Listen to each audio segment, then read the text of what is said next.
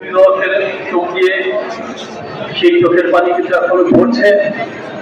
আমরা বিজয়ের আনন্দিত হয়েছি, আশা অনেক জাগ্রত হয়েছিল, হতাশাও দিন দিন বাড়তেছে।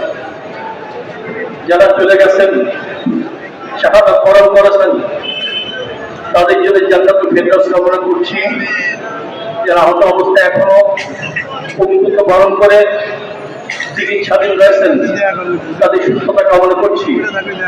আর যারা অভিভাবক আপনজন হারা হয়েছেন, আমরা তাদের জন্য দোয়া করি, আল্লাহ পাক তাদেরকে ধৈর্য ধারণের তৌফিক দান করেন।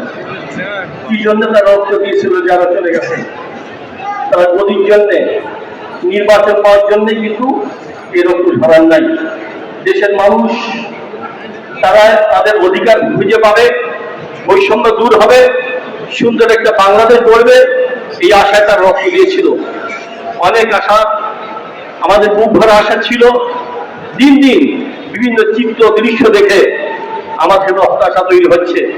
আমার ভাইয়েরা, আমরা বিশেষ করে ইসলামী আন্দোলন বাংলাদেশের মহতারাম আমির বারবার একটা কথাই বলেন, আসুন সবাই মিলে দেশটাকে গড়ি, সুন্দরভাবে গড়ি।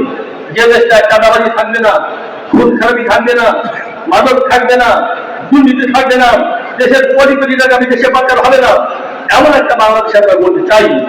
আলহামদুলিল্লাহ, অধিকাংশ রাজনৈতিক দল, দেশের অধিকাংশ মানুষ সাড়া দিয়েছেন, কিন্তু কিছু কিছু দল, কিছু কিছু মানুষ তারা অন্য বিষয়ে ব্যস্ত রয়েছেন। অতি তাড়াতাড়ি চাঁদাবাজিকে কিভাবে বৈধতা দিবে, অতি তাড়াতাড়ি দুর্নীতিকে বৈধতা দিবে, এর জন্য তারা ব্যস্ত হয়ে পড়েছে। আমরা ব্যস্ত দেশকে গড়বার জন্যে আমরা প্রস্তুত থাকবো।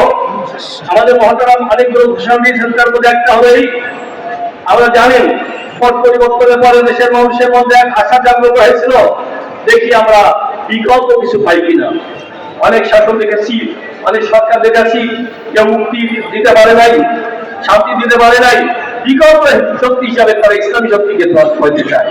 এই জন্য আমাদের মত আমি ঘোষণা দিয়েছেন, আসল ইসলামের পক্ষে একটা বাক্স যাবে। আলহামদুলিল্লাহ, এই ঘোষণা দেওয়ার পর পাড়ায় মহল্লায় গ্রামে গঞ্জের একটা সারা পড়ে গেছে।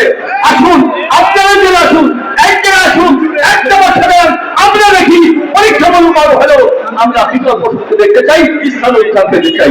আমরা দেখতে চাই আল্লাহ পাক যেন এদেশের সমৃদ্ধির জন্য, উন্নতির জন্য, উন্নয়নের জন্য যথাযথভাবে আমাদেরকে কাজ করার তৌফিক দান করেন। আমাদের মহতারাম আমির অনেক ঘোষণা দিয়েছেন, আগামীতে অনেক ঘোষণা আসবে। তবে সবসময় একটা কথা, হকের পক্ষে থাকতে চাই, বাতের বিরুদ্ধে আমরা অবস্থান নিতে চাই। এই জন্য আমি যে কোনো ঘোষণার জন্য অপেক্ষা করবো।